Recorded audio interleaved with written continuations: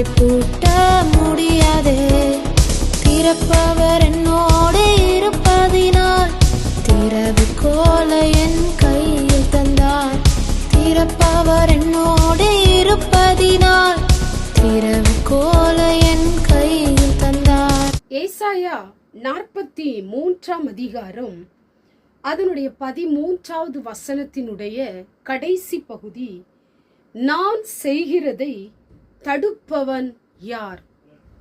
இந்த வார்த்தையை கேட்டுக்கொண்டிருக்கிற எனக்கு அன்பான தேவ பிள்ளைகளே, ஆண்டவர் உங்களுக்கு செய்ய போகிற காரியங்களை, செய்து கொண்டிருக்கிற காரியங்களை ஒருவராலும் தடுக்கவும் முடியாது, தடுத்து நிறுத்தவும் முடியாது.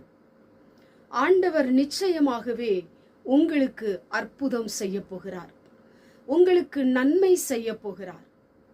உங்களுடைய வாழ்க்கையிலே நீங்கள் அதிசயத்தை பார்க்க போகிறீர்கள்.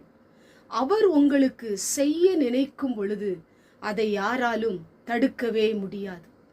இன்றைக்கு தடுக்கிற கூட்டங்கள் அநேகம் இருக்கலாம், தடுத்து நிறுத்துகிற கூட்டங்கள், கெடுக்கிற கூட்டங்கள் அநேகம் இருந்தாலும், கர்த்தருக்கு முன்பாக வந்து கர்த்தர் நமக்கு கொடுக்கிற ஆசீர்வாதங்களை, மேன்மைகளை, உயர்வுகளை, உங்களுக்கு வரவேண்டிய ஏற்ற துணையை, உங்களுக்கு கிடைக்க வேண்டிய நன்மைகளை ஒருவராலும் தடுக்கவும் முடியாது, தடுத்து நிறுத்தவும் முடியாது.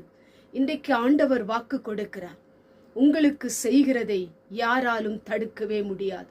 நான் உனக்கு நன்மை செய்வேன், நான் உன்னை மேன்மைப்படுத்துவேன், நான் உன்னை ஆசீர்வதிப்பேன், உன்னுடைய காரியங்களை நான் வாய்க்கும்படி செய்வேன், உனக்கு நல்ல ஏற்ற துணையை கொடுத்து உன்னை வாழ வைப்பேன், உன்னுடைய வாழ்க்கையிலே உன் சுக வாழ்வை நான் துளிர்க்க பண்ணுவேன், உன்னை மேன்மை அடைய பண்ணுவேன் என்று ஆண்டவர் வாக்கு கொடுக்கிறார்.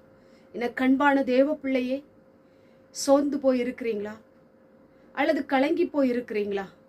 அல்லது என் வாழ்க்கையில எதுவும் நடக்காத, ஆண்டவரே நான் இப்படி வாழ்ந்து கொண்டிருக்கிறேனே, எதுவும் எனக்கு நடக்கவில்லை, ஏன் என்னுடைய வாழ்க்கை இப்படி இருக்கிறது என்று சொல்லி புலம்பிக் கொண்டிருக்கிறீங்களா?